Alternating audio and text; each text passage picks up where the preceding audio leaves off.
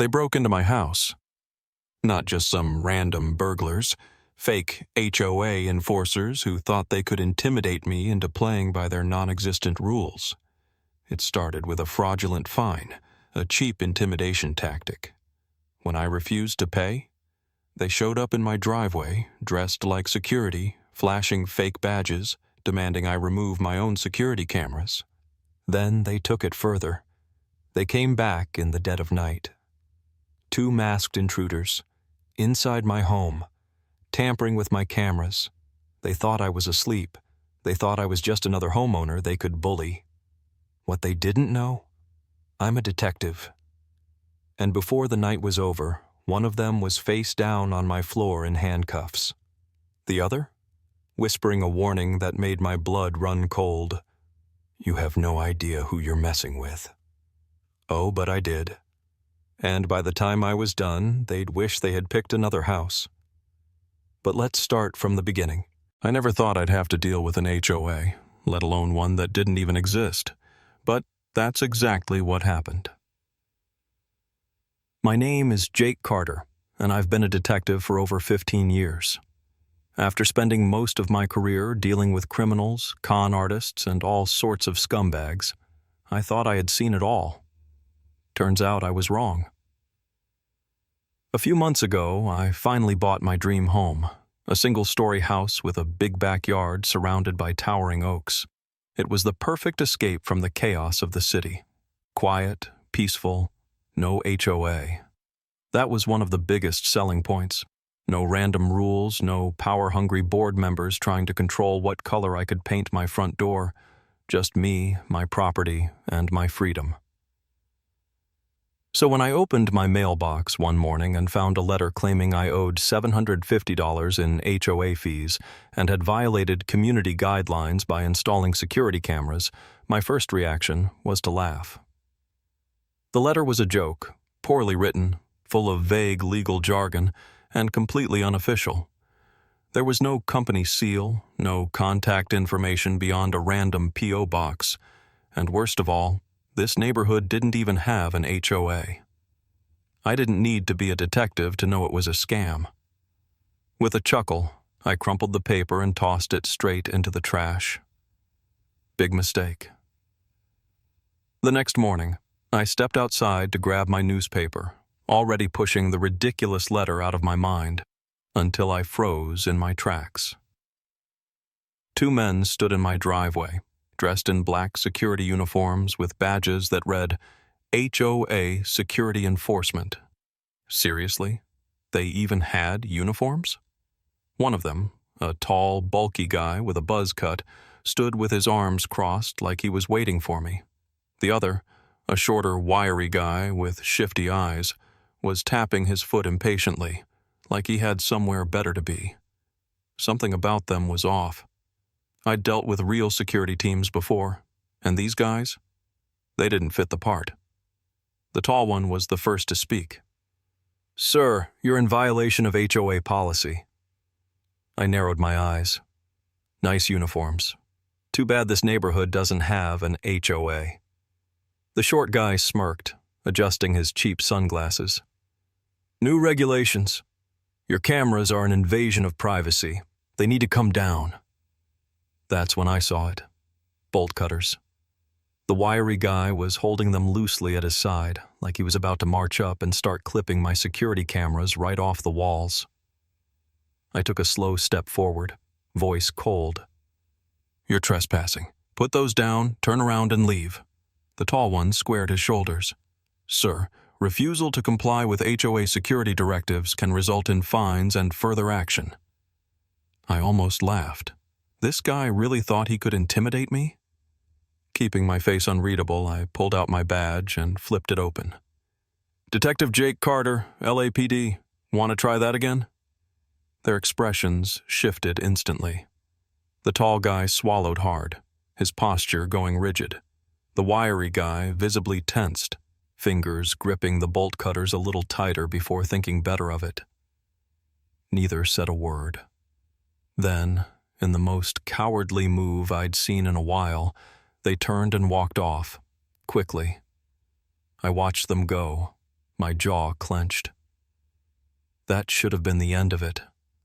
I should have just gone back inside, poured myself a fresh cup of coffee, and enjoyed the rest of my morning.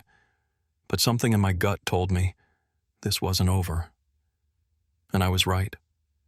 That night, while I was asleep, they broke into my house. Warning. A faint noise stirred me awake.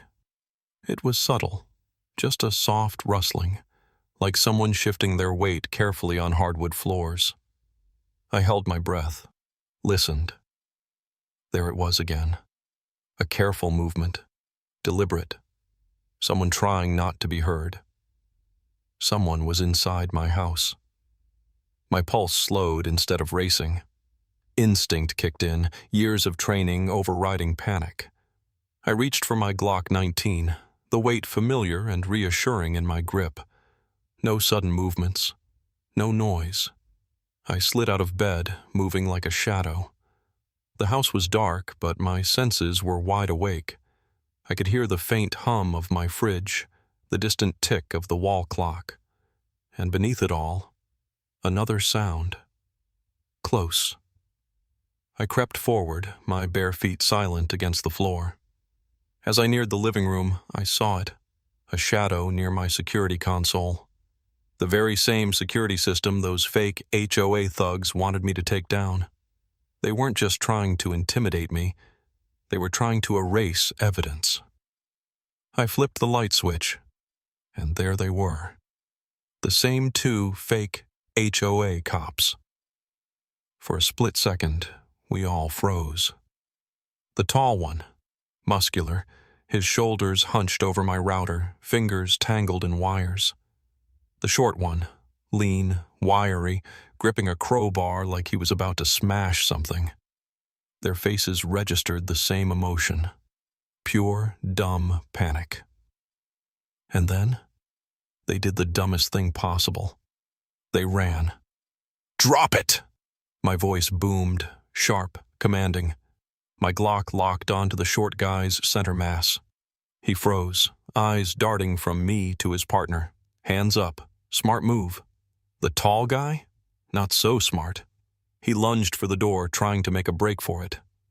Big mistake. I was faster. 2 strides.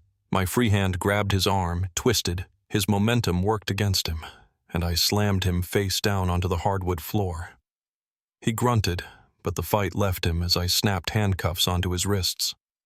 The short guy didn't move, didn't blink. I pulled out my phone, dialed 911, keeping my gun trained on him. And then, he smirked. Not fear, not anger, a smirk. "You don't get it, do you?" His voice was low, almost amused.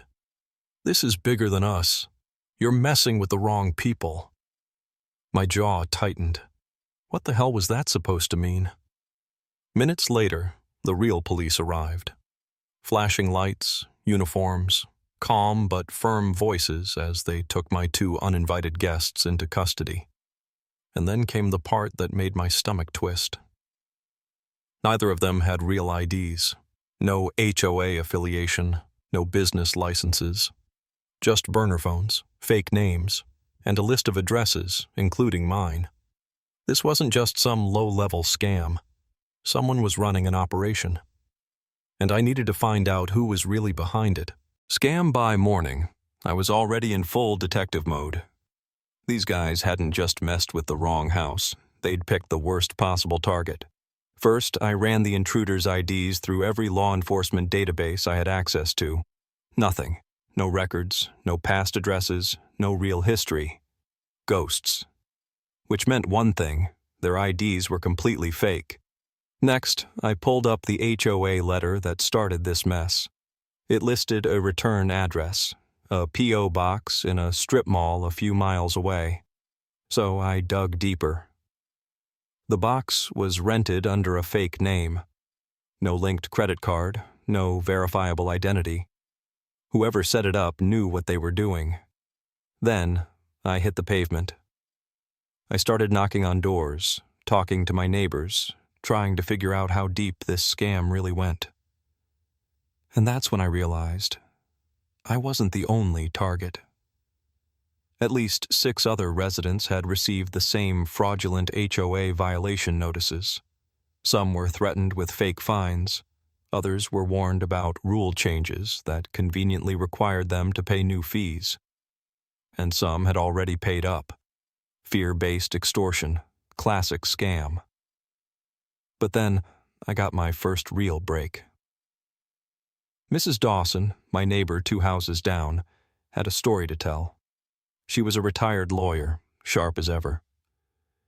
She invited me into her kitchen, poured us both a coffee, and leaned in. "A man named Harold Bishop came around a few months ago," she said, stirring her drink. "Claimed he was the new HOA president. Said we had to start paying dues. Immediately." I raised an eyebrow. "Did he give you any paperwork?" She smirked. "I asked for it. That's when he started getting nervous. Said he'd bring it next time. But guess what? He never came back." That name stuck with me.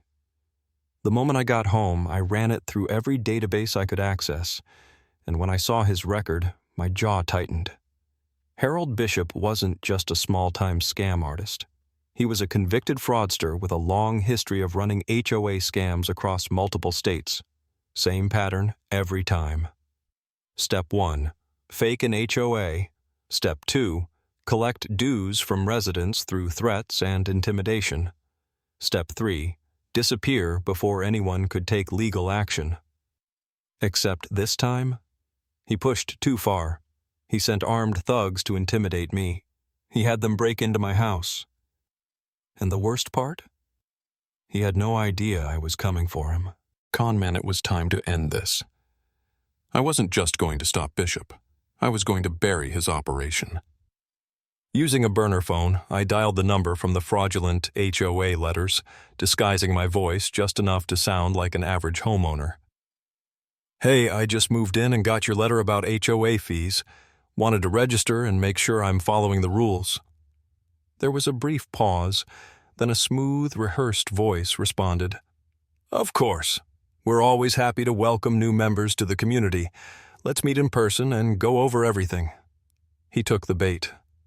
We arranged a meeting at a local coffee shop, one of those trendy spots where professionals conducted business over overpriced lattes.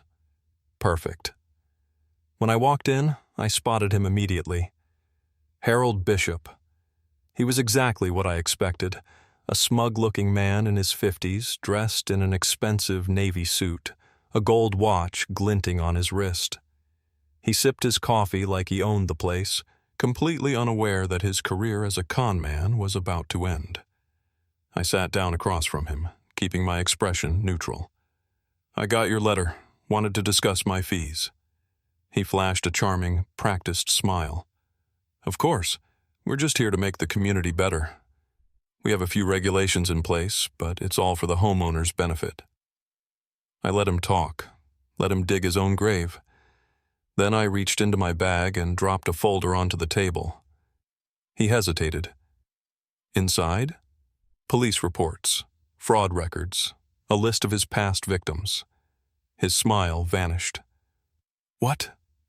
What is this?" His voice was suddenly a lot less confident. I leaned in, lowering my voice just enough to make my next words hit hard. "Here's how this is going to go. You're going to refund every homeowner you scammed. You're going to confess to running an illegal operation.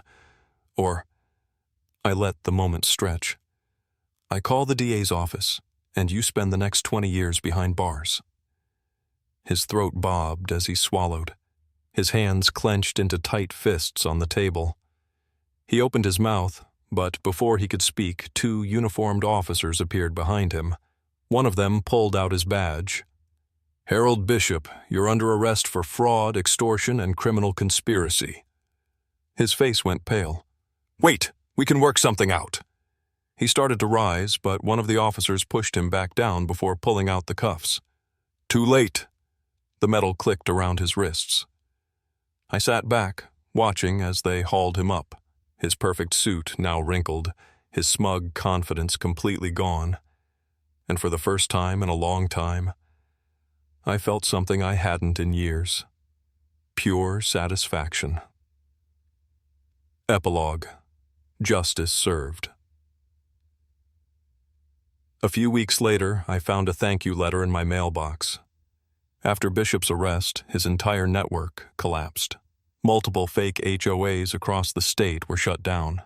Law enforcement froze his assets, redirecting the money back to the homeowners he scammed. Even Mrs. Dawson baked me a pie, and as I sat on my porch, sipping a cold beer, watching my security cameras still firmly in place, I let myself enjoy the moment. Some scams work on the wrong people. But Bishop? He picked the wrong detective.